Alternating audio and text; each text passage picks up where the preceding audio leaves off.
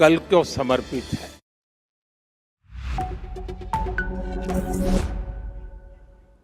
Welcome to NewsX World. I'm Asuma Katauka and you are watching NewsX World. Let's take a look at some of the top stories.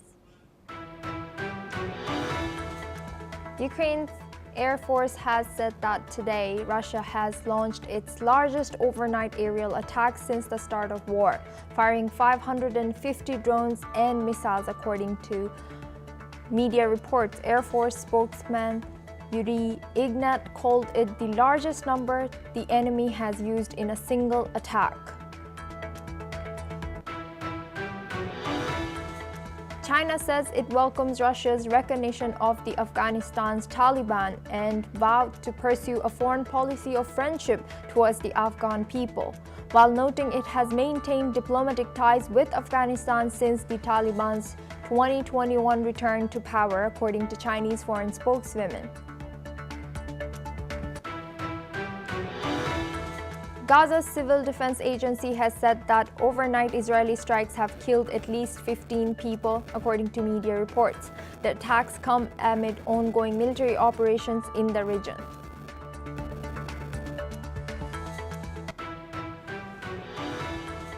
Israeli Defense Minister Israel Katz says the army has a plan to ensure Iran cannot threaten Israel again after last month's 12-day war. Katz says the military will ensure the Air Force maintains air superiority over Tehran. India's Minister Kiren Rijiju declared that only the Dalai Lama and his Gaiden Phodrang Trust can choose his successor ahead of his 90th birthday, rejecting China's claim to approve the next Tibetan spiritual leader, according to media reports. Dutch and German intelligence agencies have said that Russia is widely using banned chemical weapons in Ukraine, media reported. Dutch Defense Minister Ruben Brekelmans urged tougher sanctions while Russia denied the accusations. Pakistan's army said that it killed 30 militants trying to cross from Afghanistan in the past 3 days after a suicide attack killed 16 soldiers on 4th July. The military blamed militants based in Afghanistan for the cross-border assaults. Firefighters in Turkey's western Izmir province have now gained control of a major wildfire, but 2 other fires continue to rage. According to local media, authorities are still battling to contain the remaining blazes.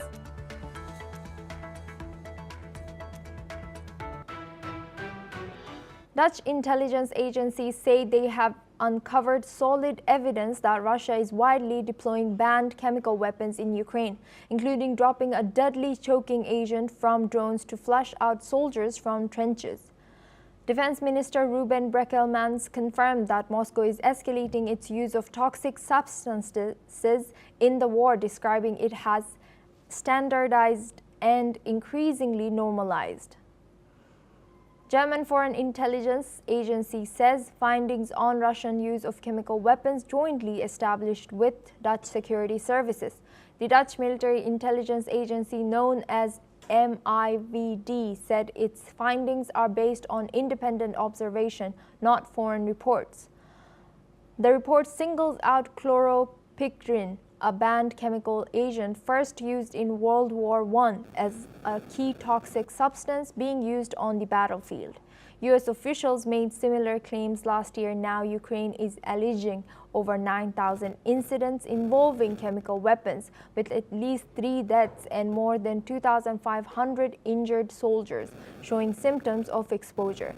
The Dutch defense chief is calling for tougher sanctions and demands that Russia be barred from participating in international bodies like the Executive Council of the OPCW, the global chemical weapons watchdog.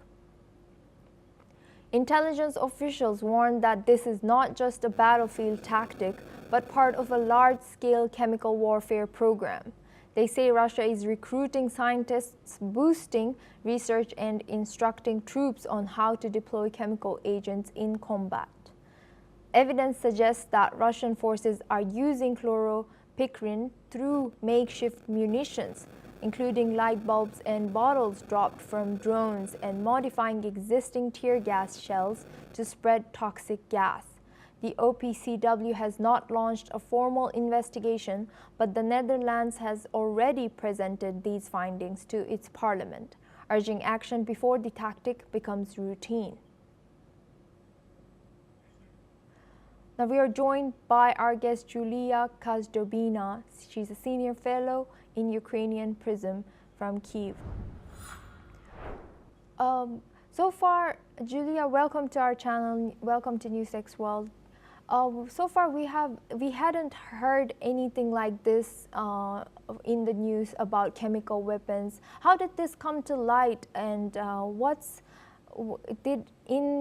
in the media in Ukraine, did they already cover this kind of thing that Russia was using chemical weapons on troops, Ukrainian troops?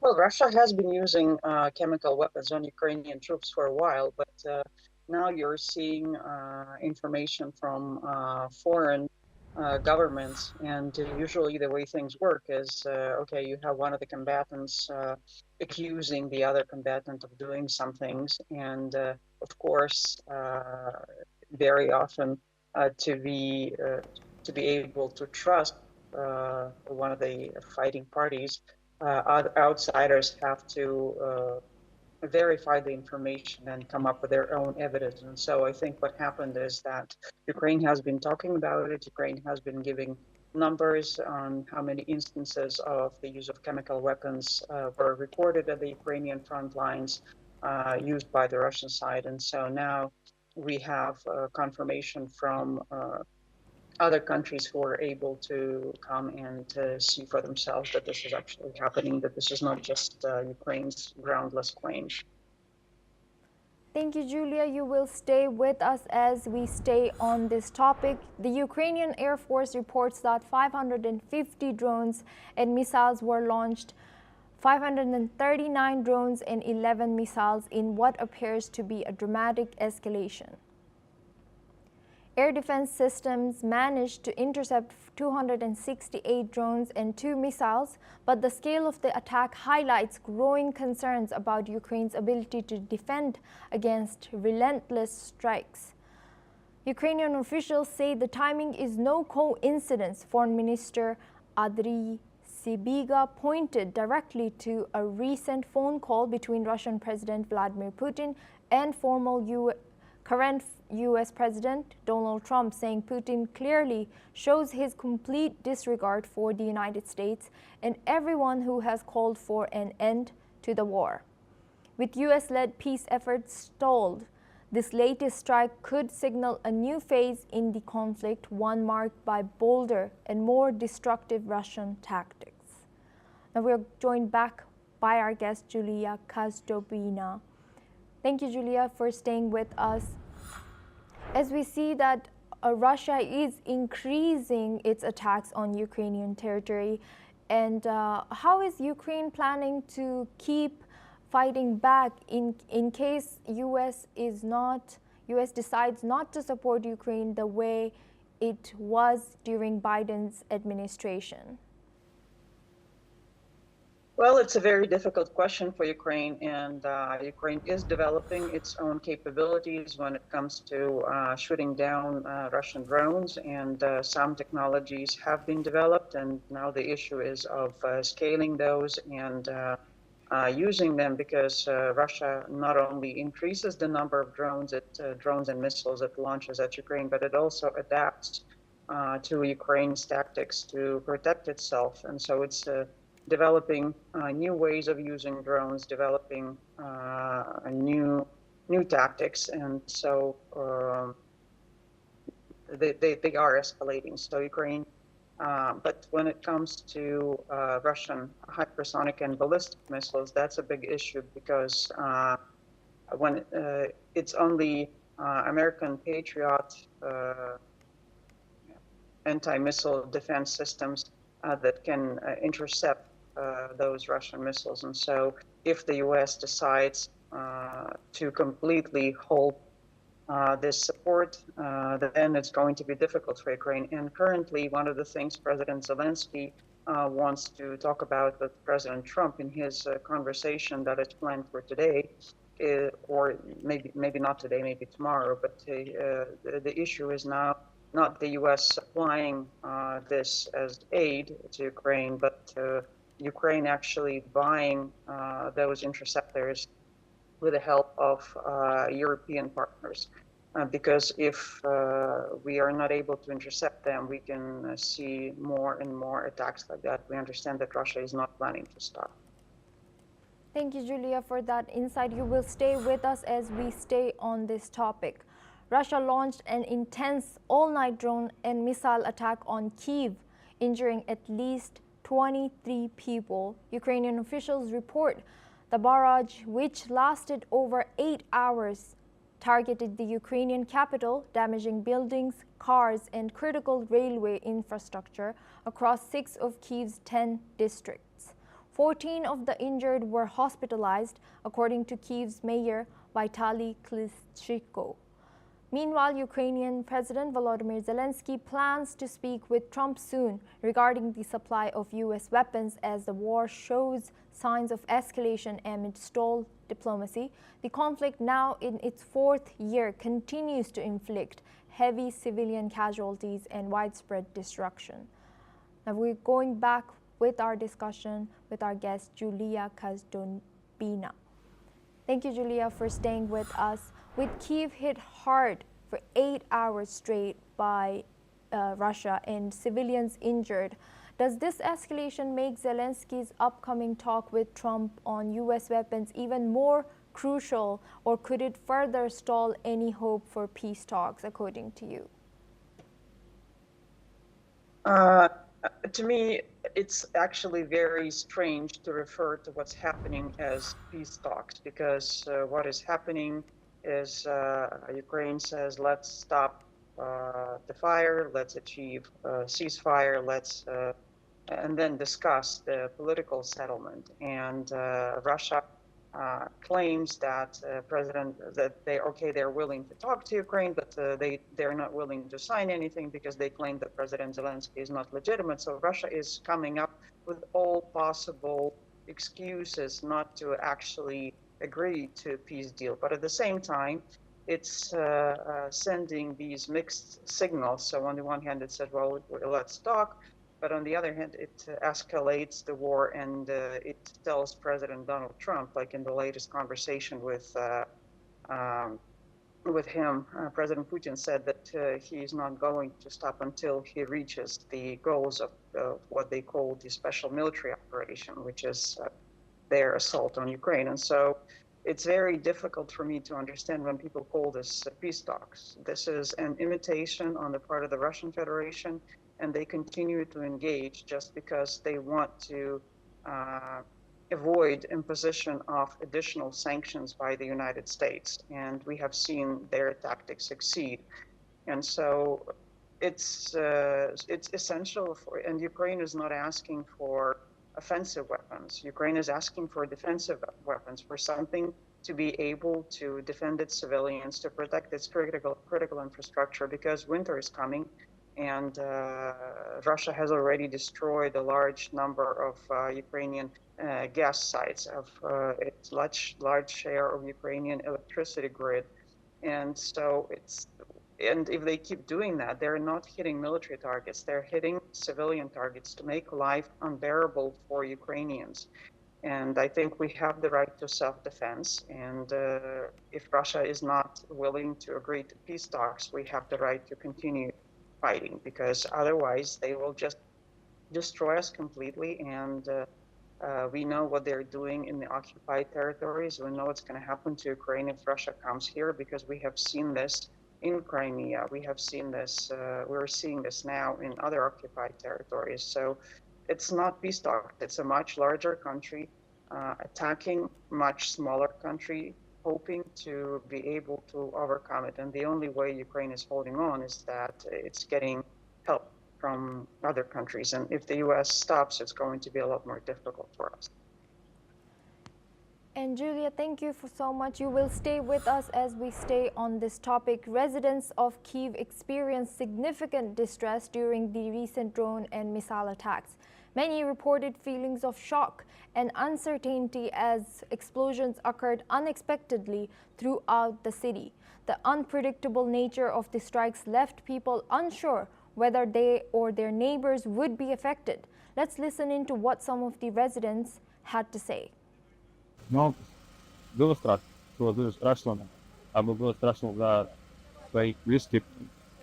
Я был с дружиной, и все для нас были наши соседи. Люди плакали, тільки те, що вони знають.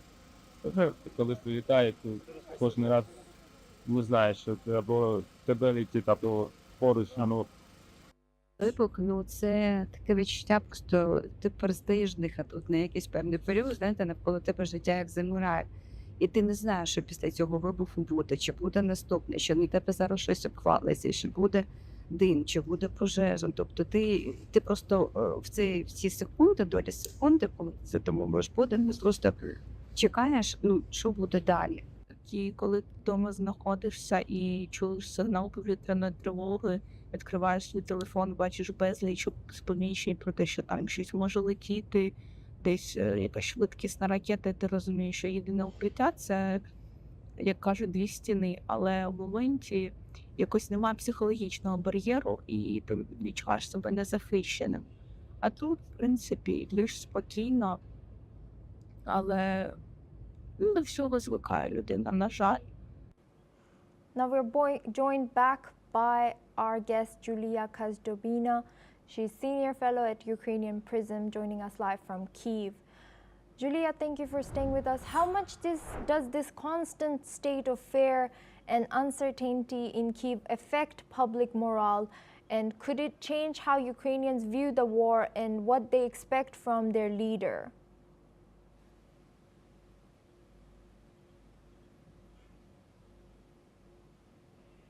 I would say that it has a double effect, because there are some people who are getting disheartened and who are scared and who are very, very tired of living under the constant bombardment and with constant fear. And we see on public opinion polls, we see an increase in the number of those who believe that there should be a search for a compromise, although they're not willing to meet all the Russian demands, which are absolutely unfair and unfounded.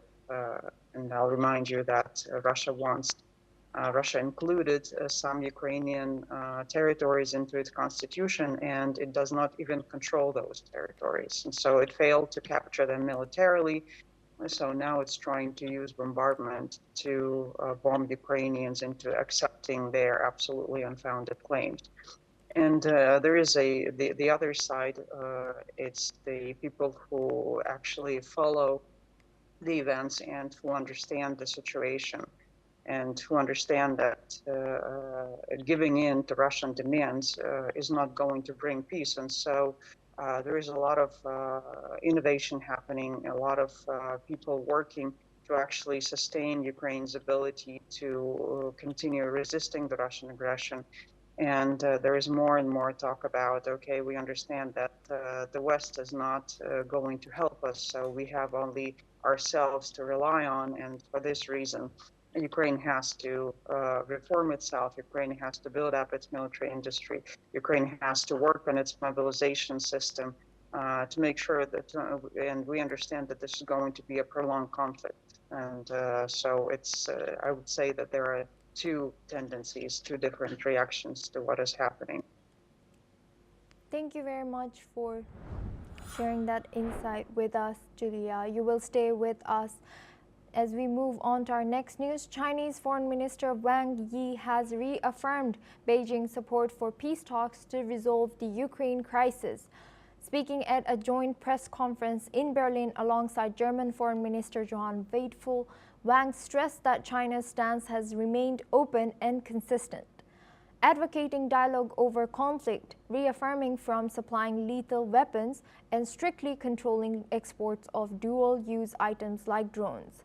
Wang, who is also a senior member of China's Communist Party, said Beijing has acted responsibly on the global stage, even launching the Friends of Peace initiative with Brazil and other global South nations at the United Nations to push for a ceasefire. He reiterated President Xi Jinping's view that complex problems have no simple fixes, but stressed that talking is always preferable to fighting. Wang urged all sides to keep the door open for peace and reconciliation, adding that history has shown diplomacy can overcome even the deepest divisions. He also called on the international community to work towards a comprehensive, lasting, and binding peace agreement and to help build a balanced and sustainable security framework for Europe. Wang is currently in Europe with stops in Brussels, Germany, and France as part of a diplomatic tour from June 30th to July 6th. Now we're going back with our guest discussion, Julia Kazdobina. She's joining us live from Kyiv. Julia, now that we see that China is speaking up on its stance and has been, how might China's stance of supporting peace talks without supplying lethal weapons influence the dynamics of the Ukraine crisis and the international response?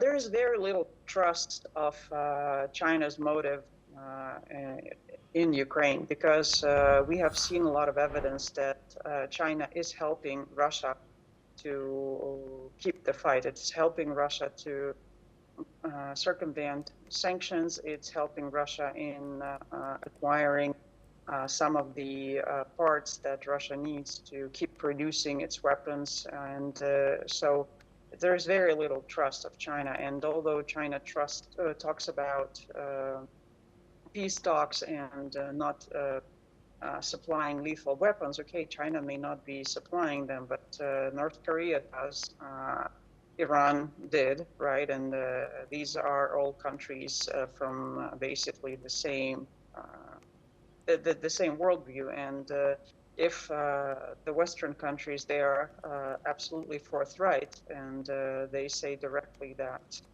okay, yes, we're helping Ukraine because Ukraine is fighting for its independence.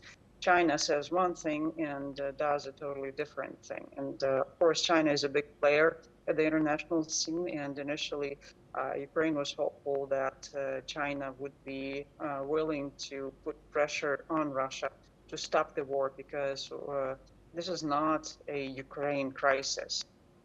This is a Russian aggression against a sovereign state. And so the only way to stop this is to stop Russia from continuing the aggression.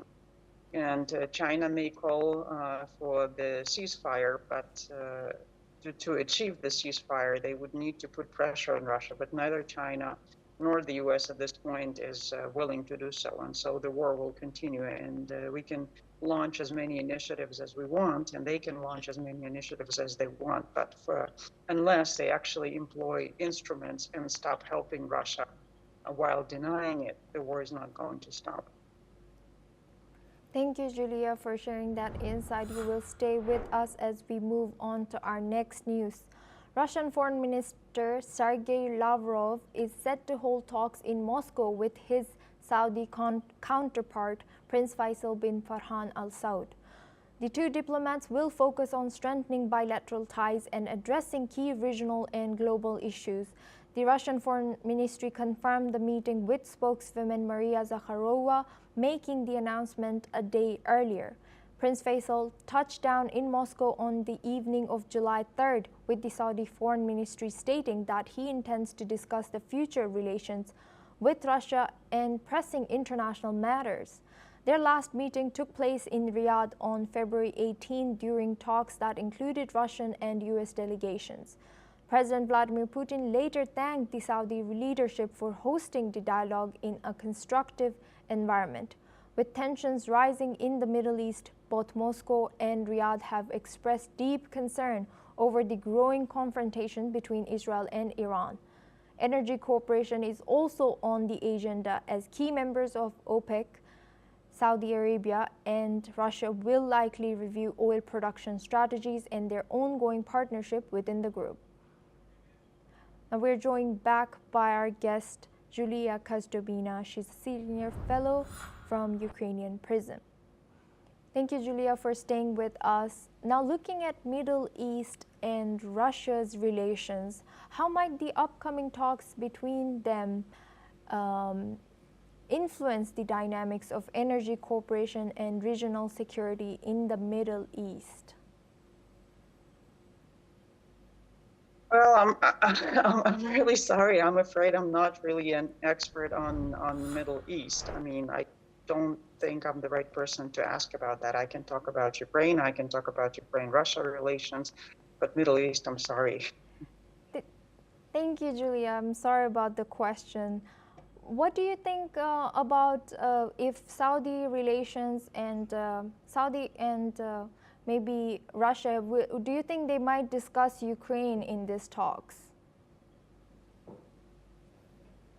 I mean, it's clear that the situation with energy is very important for this war, because where Russia gets most of its money is from the sale of its natural resources, and Ukraine has been pushing for more sanctions on and more limitations on Russia's ability to keep making money from its energy exports. And so, of course, the position of OPEC countries is very important because it impacts the price of oil, and of course, it affects Russian budget revenues. And so, I mean, if they do talk about it, or if they just talk about their bilateral things, it will affect Ukraine and Ukrainian situation, because it will affect Russia's ability to continue the aggression.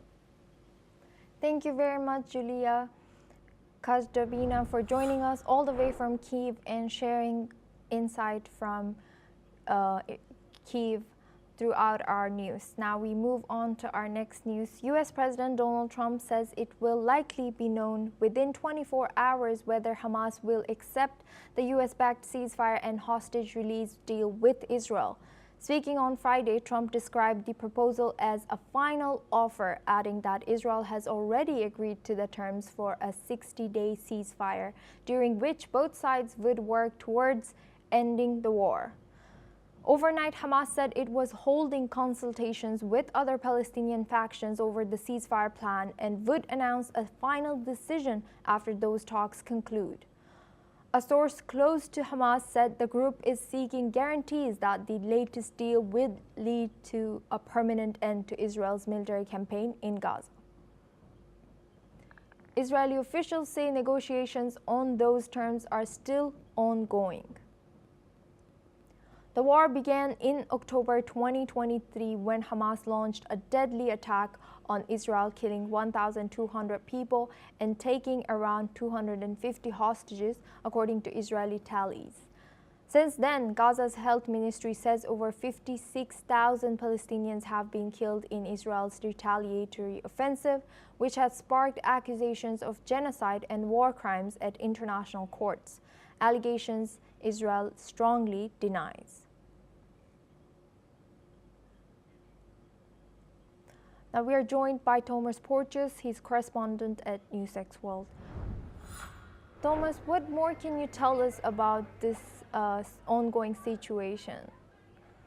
Well, yes, assume, although the situation on the ground is dire, diplomatically we are currently at one of the most optimistic points in the war that it has been in months. US President Donald Trump has said that Israel has backed this deal, it has agreed to it. We're now just waiting on Hamas's response, which Donald Trump now says will come within the next 24 hours. Let's get into the mechanics of this deal. The deal says that Hamas will release 10 live Israeli hostages along with 18 bodies. The deal also includes the unrestricted flow of aid into Gaza from companies, from bodies like the UN, and also a partial withdrawal of Israeli troops apart from key corridors in Gaza. Can I just reiterate that Israel now has control over 80% of Gaza currently under their Operation Gideon's Chariot that was launched just over a month ago now. Netanyahu still reaffirms his idea of wanting to destroy Hamas. However, it seems to be that bringing those hostages home has become higher on his agenda, something that the hostage families were concerned about with the ongoing assaults that have been going on in Gaza. He, of course, also wants Hamas completely destroyed. However, this deal, if it does get accepted, is only a truce. There is going to be a vision for a more permanent end to the war. However, this will only be a 60-day pause in hostilities with the hopes of further negotiations going forward and hopefully bringing an end to the war permanently. So yes, Asuma, this we can only await Hamas's response.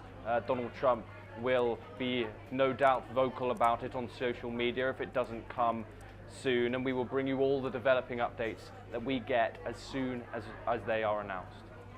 Thank you very much, Thomas. You will stay with us as we move on to our next news. An Israeli airstrike hit a school sheltering displaced Palestinians in Gaza City early Thursday, killing at least 15 people, including women and children. The Mustafa Hafez School in the Al-Rimar neighborhood, once a sanctuary for those fleeing the conflict, was left in ruins, blood stains, burned clothing, and personal belongings. They lay scattered amidst the wreckage. Gaza's Civil Defense Agency reported that most of those killed were civilians, with numerous others injured. Mahmoud Basal, a spokesperson for the agency, confirmed that 69 people were killed across Gaza on Thursday alone as Israeli military operations continued to escalate. While the Israeli military stated that the strike targeted a Hamas command center and that steps were taken to minimize civilian casualties, many locals are unconvinced.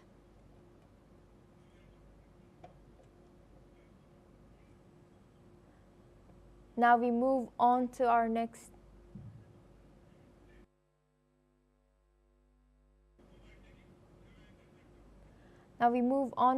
news. A formal security contractor for Gaza's newly established aid distribution sites has come forward with shocking allegations. According to reports, he accused his colleagues of repeatedly opening fire on unarmed Palestinians, including with machine guns, at the Israel and US-backed Gaza Humanitarian Foundation sites.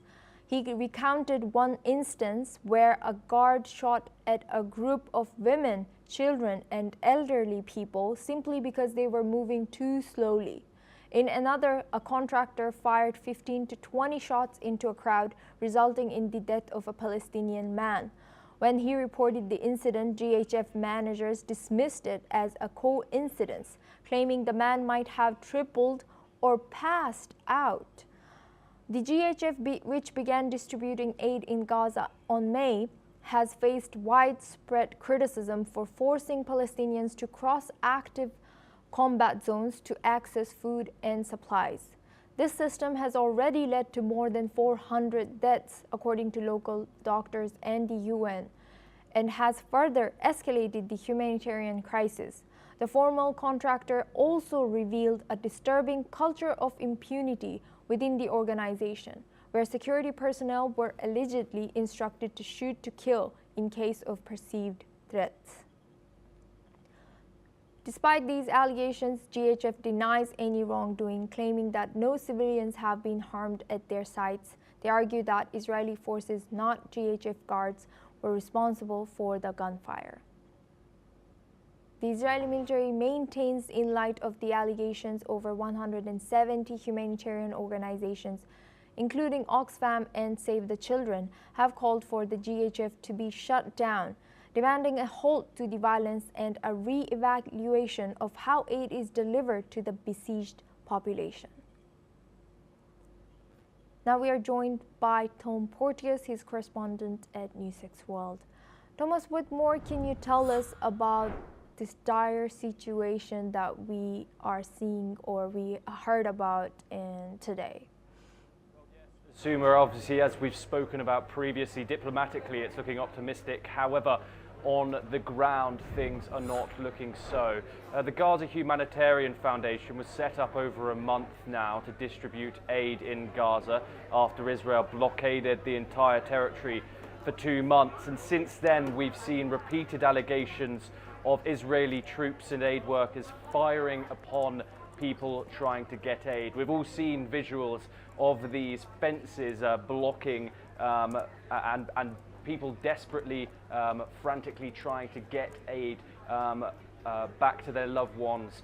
Obviously, we've seen people carrying bags of flour back to their homes. There was supposed to be a shortage of flour in the Gaza Strip, and so there was wide reports of malnourishment, starvation. Bodies like the United Nations came out and said there is this, the starvation in Gaza is at a severe point, which is when the Gaza Humanitarian Aid Foundation came in. Organizations like the United Nations have widely condemned this, backed by the United States and Israel. However, if this peace deal does get accepted, this will let organizations like the United Nations come in and distribute aid, which it does have previous experience doing. Gaza Humanitarian Foundation was set up months ago for this issue particularly. So one can only hope for this peace deal to be signed, and then aid will flow unrestrictedly into the territory that needs it the most. We will obviously keep you updated on that situation as well, Asuma. Thank you, Thomas Porteous, for sharing that insight and staying with us on both stories. Well, that's all we have time for. We will continue to bring more news updates from around the world.